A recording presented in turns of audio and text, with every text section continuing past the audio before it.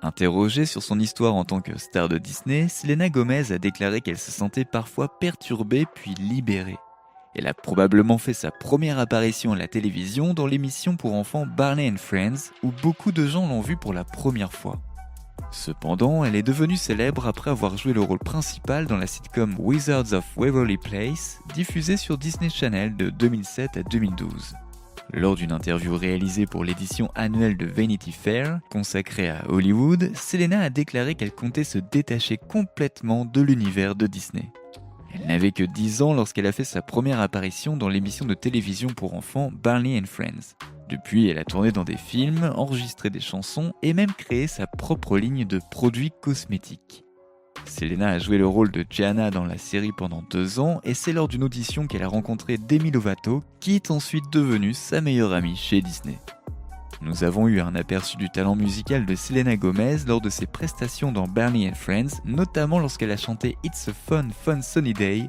Fly a kite if we catch a breeze. It's a beautiful sunny day. Mais nous n'avions aucune idée de ce qui attendait l'artiste en devenir. Salut à tous et bienvenue sur Vraie Histoire de Star, la chaîne YouTube qui dévoile la face cachée des célébrités. Aujourd'hui, nous plongeons dans l'univers de Selena Gomez. Alors, si vous êtes nouveau sur la chaîne, n'oubliez pas de vous abonner et d'activer la cloche de notification pour ne manquer aucune de nos prochaines vidéos. À mesure que Selena grandit, sa notoriété augmente et elle joue dans un certain nombre de films destinés au jeune public avant de trouver un rôle dans les studios Disney qui changera à jamais le cours de sa vie. Après avoir tenu des seconds rôles dans Hannah Montana et The Sweet Life of Zack et Cody, en 2006, Selena a eu l'occasion de jouer dans sa propre émission sur Disney Channel l'année suivante, ce qu'elle a accepté avec plaisir. Selena, qui n'avait que 15 ans à l'époque, est apparue dans la série sous les traits de la célèbre et fougueuse Alex Russo et elle a poursuivi le projet jusqu'à la fin de la série qui a connu un énorme succès en 2012. Au cours de cette période, Selena a commencé à faire des apparitions dans des films tels que Another Cinderella Story et dans ce dernier, Demi Lovato était l'une de ses co-vedettes. Tout au long de sa carrière, on a recommandé à l'actrice de ne pas dire ou faire certaines choses afin de préserver son image d'adolescente parfaite. En se souvenant de cette période de sa vie, elle déclare « Je n'étais pas une enfant difficile, loin de là, mais j'étais sur Disney donc je devais faire attention au langage que j'utilisais. Au final, je me mettais énormément de pression pour essayer d'être un bon exemple pour les autres. Elle en est venue à la conclusion que l'exemple idéal à suivre est celui d'une personne honnête sur tous les aspects, incluant ses faiblesses et ses difficultés. » Dans une interview accordée à People, Selena a déclaré qu'en tant que modèle pour les jeunes, elle ressentait une forte pression pour être parfaite dans l'émission de Disney. Et depuis un certain temps, elle est tourmentée par l'idée que les gens ne la connaissent que comme une fille venant de l'univers de Disney. Elle explique « Dans une certaine mesure, on vous pousse à atteindre le sommet de la réussite. Les gens vous considèrent comme un modèle à qui ils ont envie de ressembler et cela finit par être une responsabilité que l'on prend très au sérieux. » Vanity Fair a demandé à Selena, dans le cadre d'une interview, quels conseils elle donnerait à une personne qui débuterait sa carrière dans le monde du spectacle aujourd'hui. Elle répond sans hésitation « J'aimerais être là pour elle si jamais elle a des questions. » Elle a également affirmé que l'industrie, d'un autre côté, ressemble à une bête sauvage en liberté. Elle explique « C'est une expérience terrible que d'être témoin des conséquences potentielles qui peuvent survenir lorsqu'un jeune enfant se voit confier une grande quantité de responsabilités et de richesses. Cela me donne la chair de poule à chaque fois. » Selena a également exprimé sa satisfaction de voir que sa jeune sœur Gracie, âgée de 9 ans, n'avait pas l'intention de suivre ses traces. Et elle a exhorté les jeunes à faire attention aux personnes en qui ils placent toute leur confiance. Dans son documentaire Selena Gomez My Mind and Me, la chanteuse a également abordé le sujet de la publication de son diagnostic de bipolarité. L'actrice a déclaré que le film lui avait donné la confiance nécessaire pour être ouverte sur tout, même sur sa maladie.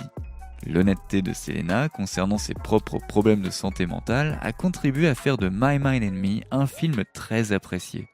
Elle a d'ailleurs été nommée pour un Golden Globe en 2023 pour son rôle dans la série à succès de Hulu. La chanteuse de Back to You a obtenu cette reconnaissance alors qu'elle travaillait pour Disney. Selena a déclaré qu'elle pensait que ce serait un honneur, mais qu'elle préférait les Oscars ou les Golden Globes et qu'elle serait ravie de gagner. Sur le tapis rouge des Grammy Awards de 2011, elle a été interrogée sur le fait de savoir si gagner un Grammy était l'un de ses objectifs. Et dans une interview accordée à GQ en 2016, Gomez a admis que les souvenirs de son éducation pourraient un jour devenir flous. Dans des interviews réalisées en dehors de Vanity Fair, la présentatrice de Selena plus Chef a parlé de son expérience de travail pour Disney. Et dans une interview accordée au New York Times en 2015, la chanteuse connue pour la chanson Calm Down a déclaré qu'elle grandissait et changeait et qu'elle voulait se détacher de l'image de son personnage de Disney car elle venait d'entamer une relation sérieuse. Elle a alors déclaré qu'elle était en couple tout en affirmant que ses parents avaient toujours le contrôle sur sa vie. En plus de cela, elle était toujours sous le contrôle d'Hollywood et de Disney qui attendaient d'elle un comportement exemplaire. Elle a cependant eu l'intuition qu'elle devait consacrer sa vie à quelque chose d'autre. La fatigue qui découle d'essayer sans cesse d'être quelqu'un que nous ne sommes pas vraiment devenait bien trop importante, même dans sa vie personnelle. Elle a également déclaré qu'à certains moments, elle était même obligée d'arrêter tout ce qu'elle faisait pour pleurer, tout en se demandant pourquoi elle n'y prenait aucun plaisir. Elle a donc traversé une période assez désagréable avant d'arriver aux conclusions qu'elle a tirées. Elle en a d'ailleurs reparlé lors d'une conférence de presse de la Television Critics Association qui s'est déroulée au mois d'août 2021. Selon US Weekly, Selena a expliqué qu'elle n'avait aucune idée de ce qui l'attendait lorsqu'elle a confié sa vie à Disney à un si jeune âge. Lorsqu'elle était plus jeune, elle n'avait pas l'expérience et la direction dont elle avait besoin, et par conséquent, elle semblait à la dérive sur le plateau. En 2009, l'actrice de Disney Selena Gomez a fondé le groupe Selena Gomez and the Scene qui a marqué le début de sa carrière pop couronnée de succès qui se poursuit encore aujourd'hui. Dès le début, elle enchaîne les tubes comme en témoigne la popularité précoce du groupe avec des chansons comme Naturally, Who Says et Love You Like a Love Song.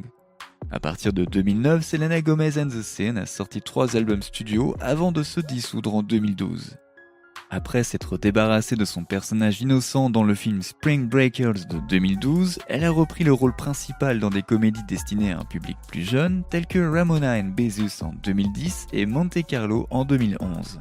La star du film policier a joué un rôle plus important dans le film, ce qui l'a éloignée du public des préadolescents et des adolescents et l'a ainsi établie en tant qu'actrice avec de réelles compétences.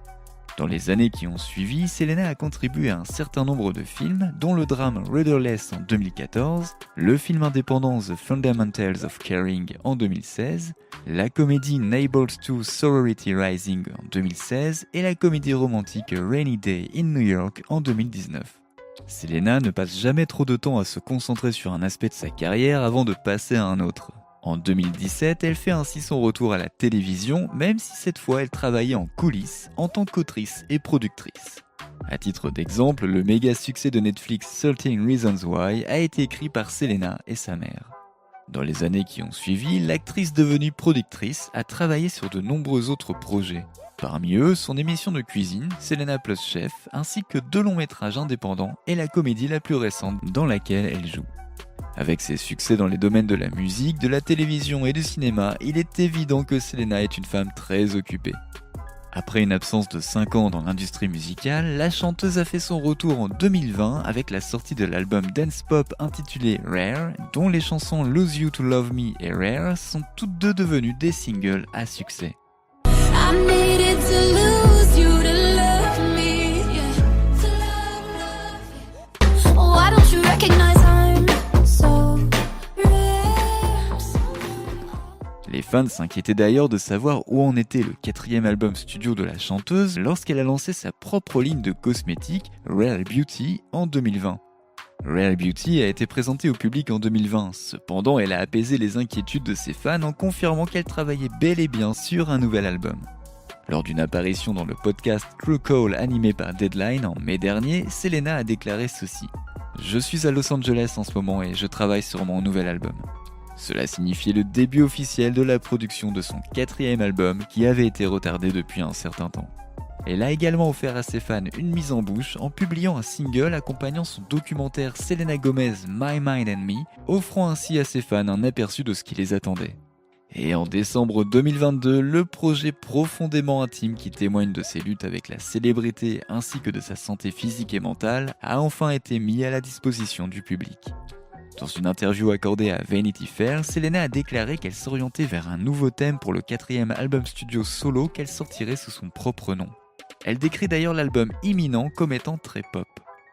Presque tout au long de sa vie, Selena a été impliquée dans des dramas sur internet et a toujours été sous les lumières des projecteurs. Et je doute qu'elle apprécie vraiment tout cela. Et vous, à quel drama associez-vous le nom de Selena ? Pensez-vous qu'elle est toujours en cure de désintoxication ? N'oubliez pas de laisser des commentaires pour partager avec nous votre avis et opinions sur toute cette histoire et peut-être nous apporter des idées neuves sur tout ça.